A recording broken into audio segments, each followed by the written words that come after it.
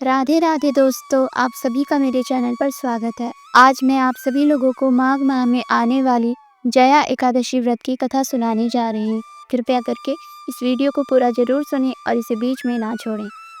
पंचांग के अनुसार माघ मास के शुक्ल पक्ष की एकादशी तिथि पर जया एकादशी का व्रत रखा जाता है।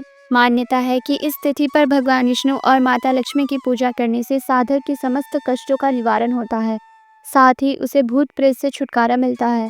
कहते हैं कि अगर सच्चे भाव से जया एकादशी का उपवास किया जाए तो साधक को मृत्यु के बाद मोक्ष मिलता है। इतना ही नहीं, साधक पर विष्णु जी की कृपा भी बनी रहती है।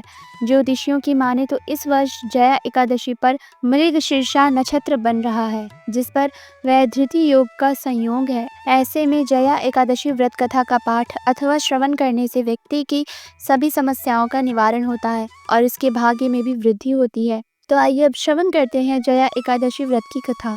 जया एकादशी का व्रत बेहद खास और महत्वपूर्ण माना जाता है। कहते हैं कि इस दिन व्रत रखने से साधक को भूत प्रेत और नकारात्मक शक्तियों से मुक्ति मिलती है। इस व्रत को लेकर ऐसा कहा जाता है कि जब एक बार धर्मराज युधिष्ठिर ने श्री कृष्ण जी से पूछा कि ये माघ मास की एकादशी का क्या महत्व है, तो इसके उत्तर पर श्री कृष्ण ने कहा कि इसे जया एकादशी कहते हैं और इस दिन सच्चे भाव से उपवास रखने से व्यक्ति को भूत पिशाच की योनि का भय नहीं रह जाता। जया एकादशी के बारे में कहते हुए भगवान कृष्ण ने कहा कि एक बार की बात है, जब नंदन वन में उत्सव चल रहा था।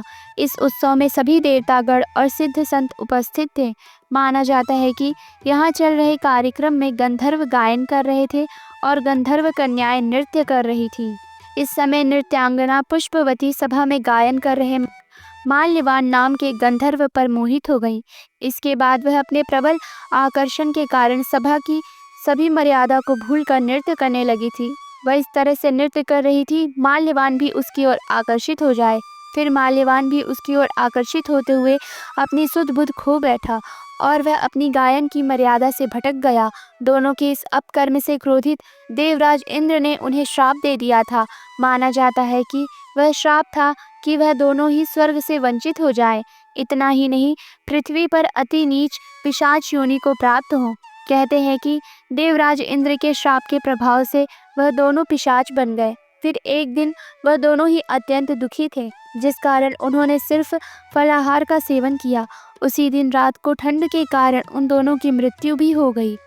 ऐसा माना जाता है कि उस दिन संयोग से माघ शुक्ल पक्ष की एकादशी तिथि थी, इसलिए जाने अनजाने में जया एकादशी का व्रत होने पर उन दोनों को पिशाच योनि से मुक्ति प्राप्त हो गई और मुक्ति मिलने के बाद वह दोनों पहले से भी कई ज़्यादा सौंदर्यवान हो गए। साथ ही उन्हें पुनः स्वर्ग लोक में स्थान भी प्राप्त हो गया।